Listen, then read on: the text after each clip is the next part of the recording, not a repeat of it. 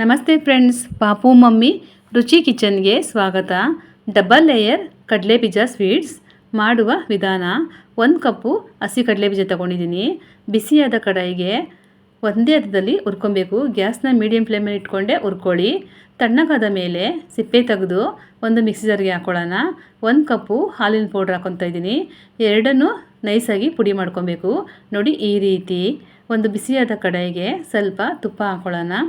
1 ಕಪ್ಪು ಮೈದಾ ಹಾಕ್ಕೊಂಡು brown colour ಬರೋವರೆಗೂ ಚೆನ್ನಾಗಿ ಹುರ್ಕೊಬೇಕು. ಈ ರೀತಿ ಸ್ವೀಟ್ ಮಾಡಿಕೊಟ್ರೆ ಮತ್ತೆ ಮತ್ತೆ ಮಾಡಿ ತಿನ್ನಬೇಕು ಅಂತ ಅನಿಸುತ್ತೆ ಕಡಲೆಬೀಜ ಸ್ವೀಟ್ಸು. ಇವಾಗ ಮೈದಾ ಬ್ರೌನ್ ಕಲರ್ ಆಗಿದೆ. ಇನ್ನೊಂದು ಕಡಾಯಿಗೆ 1 ಗ್ಲಾಸು ನೀರು ಹಾಕೊಳ್ಳೋಣ. 1 ಕಪ್ಪು ಸಕ್ಕರೆ ಹಾಕಿ ನಿಧಾನವಾಗಿ ಸಕ್ಕರೆ ಕರಗೋವರೆಗೂ ತಿರುಗಿಸ್ಕೊಬೇಕು. ಎಷ್ಟು ಚೆನ್ನಾಗಿ ಬರುತ್ತೆ ಕಡಲೆಬೀಜ ಸ್ವೀಟ್ಸು. ಈ ಥರ ಮಾಡಿಕೊಂಡ್ರೆ ಜಾಸ್ತಿ ಸಾಮಾನು ಸಹ ಬೇಕಾಗಿಲ್ಲ. ಇದಕ್ಕೆ ತುಂಬಾ ಕಮ್ಮಿ ಪದಾರ್ಥದಲ್ಲಿ ಈ ಥರ ಸ್ವೀಟ್ಸ್ ಮಾಡ್ಕೋಬೋದು. ನೋಡಿ, ಸಕ್ಕರೆ ಪಾಕ ರೆಡಿಯಾಗಿದೆ. ಈ ಥರ ಒಂದೆಳೆ ದಾರದಲ್ಲಿ ಬರಬೇಕು. ಇವಾಗ ಹುರಿದಿಟ್ಟಿರುವಂಥ ಮೈದಾ ಹಾಕ್ಕೊಂಡು ಮತ್ತು ಕಡಲೆಬೀಜ ಪುಡಿ ಮಾಡ್ಕೊಂಡಿರೋಂಥ ಅದನ್ನು ಸಹ ಹಾಕ್ಕೊಂಡು ಎರಡನ್ನೂ ಹಾಕ್ಕೊಂಡು ಚೆನ್ನಾಗಿ ಮಿಕ್ಸ್ ಮಾಡ್ಕೊಬೇಕು. ಯಾವುದೇ ಕಾರಣಕ್ಕೂ ಎಣ್ಣೆ ಆಗಲಿ ತುಪ್ಪ ಆಗಲಿ ಹಾಕ್ಕೊಬೇಡಿ. ತುಪ್ಪದಲ್ಲೇ ಮೈದಾ ಹುರ್ಕೊಂಡಿರೋದ್ರಿಂದ ಅಷ್ಟೇ ತುಪ್ಪ ಸಾಕಾಗುತ್ತೆ. ಇವಾಗ ಮಿಕ್ಸ್ ಆಗಿದೆ ಚೆನ್ನಾಗಿ.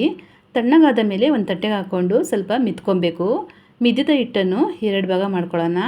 1 ಭಾಗಕ್ಕೆ ಗ್ರೀನ್ ಫುಡ್ ಕಲರ್ ಹಾಕ್ಕೊಂಡು ಇದನ್ನು ಸಹ ಸ್ವಲ್ಪ ಮಿದ್ದಿ ಒಂದು ಸೈಡ್ ಇಟ್ಕೊಂಡಿದ್ದೀನಿ. ಇವಾಗ ಇನ್ನೊಂದು ಹಿಟ್ಟಿಗೆ ಯೆಲ್ಲೋ ಫುಡ್ ಕಲರ್ ಹಾಕ್ಕೊಂಡು ಇದನ್ನು ಸಹ ಸ್ವಲ್ಪ ಚೆನ್ನಾಗಿ ಮಿತ್ಕೊಬೇಕು. ನಾನಿಲ್ಲಿ ನಾನ್ ಸ್ಟಿಕ್ ತಟ್ಟೆ ಮೇಲೆ ಲೇಯರ್ ಮಾಡ್ಕೊತಾ ಇದ್ದೀನಿ. ಬಾಕ್ಸ್ ಟೈಪಲ್ಲಿ ಲೇಯರ್ ಮಾಡ್ಕೊಬೇಕು. ನೋಡಿ, ಗ್ರೀನ್ ಕಲರು ಎಷ್ಟು ಚೆನ್ನಾಗಿ ಲೇಯರ್ ಆಗಿದೆ. ಇದ್ರ ಮೇಲೇ ಯೆಲ್ಲೋ ಕಲರ್ ಲೇಯರ್ನ ಹಾಕ್ಕೊತಾ ಇದ್ದೀನಿ.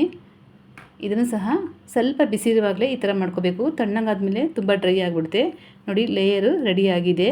ಎಷ್ಟು ಚೆನ್ನಾಗಿ ಕಾಣ್ತಾ ಇದೆ ಕಡಲೆಬೀಜ ಸ್ವೀಟ್ಸು. ಇದನ್ನು 1 ಅವರು ತಣ್ಣಗಾಕಬಿಡಿ. ತಣ್ಣಗಾದ ನಂತರ ಈ ಥರ ಸ್ಕ್ವೇರ್ ಶೇಪಲ್ಲಿ ಕಟ್ ಮಾಡ್ಕೊತಾ ಇದ್ದೀವಿ. ನೀವು ಯಾವ ಶೇಪಲ್ಲಿ ಬೇಕಾದ್ರೂ ಕಟ್ ಮಾಡ್ಕೋಬೋದು.